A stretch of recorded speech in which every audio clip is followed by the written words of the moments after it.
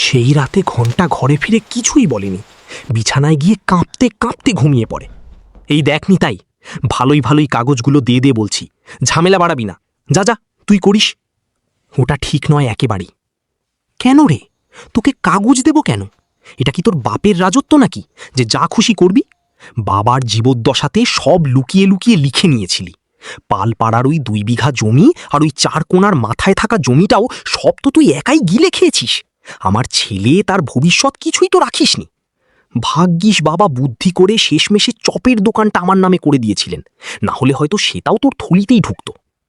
হে কাকা, তুমি আমার বাবার সাথে এরকম বাদেভাবে কথা বলতো কেন? হ্যাঁ, তারা জীবন কলকাতায় পড়ে থেকে তো একলো আতনি গড়াবে এখন। মলতাইতে তো কাগজের গন্ধ পি। চপের দোকানের কাগজটা দিয়ে দাও, আমি বলছি, আমার বাবাকে দিয়ে দাও।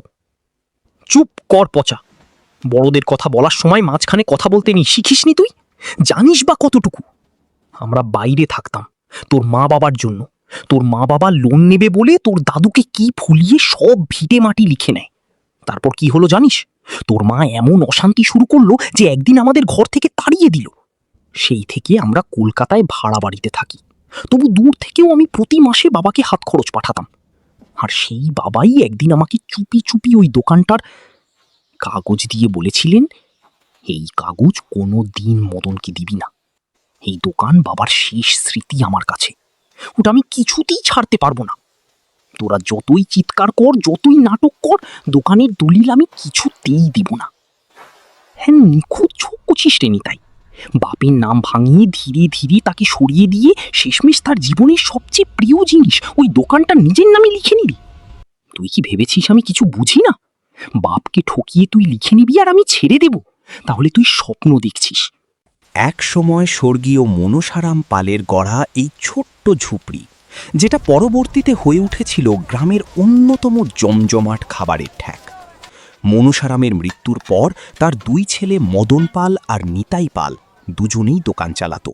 তবে ধীরে ধীরে দোকানটির হাল ধরে পুরোপুরি নিতাই। তবে সমস্যা বাঁধে তখন, যখন চকমহলের বর্তমান অবস্থান রাস্তার একদম ধারে ব্যস্ত মোড়ে হওয়ায় তার বাজার মূল্য আকাশ ছুঁতে শুরু করে। মদন পাল সে মূল্যবান সম্পত্তির ওপর দখল নিতে মরিয়া হয়ে ওঠে। মদনের একটাই দাবি, দোকান সংক্রান্ত সমস্ত কাগজপত্র তাকে হস্তান্তর করতে হবে। কিন্তু নিতাই তার জবাবে সোজা না বলে দেয়। মদনের চোখে তখন রক্ত, ভাইয়ের ওপর সে প্রায় মারতে চায়।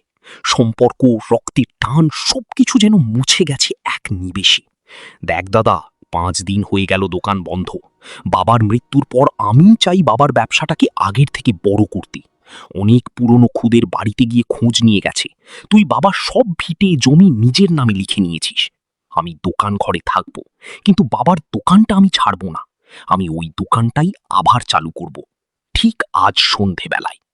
না না না, ওই দোকান তুই কিছুতেই খুলতে পারবি না। ওই দোকানে আমারও ভাগ আছে, এটা শুধু তোর একা নয়। ওই দোকানের এক টুকরো ভাগও তোকে দেব না। তোর যা করার আছে করে নিস। নিতাই গটমট করে ঘর ছেড়ে বেরিয়ে যায়। পিছনে দাঁড়িয়ে থাকা মদনের চোখে ঝিলিক দেয় রাগ আর হিংসার মশাল।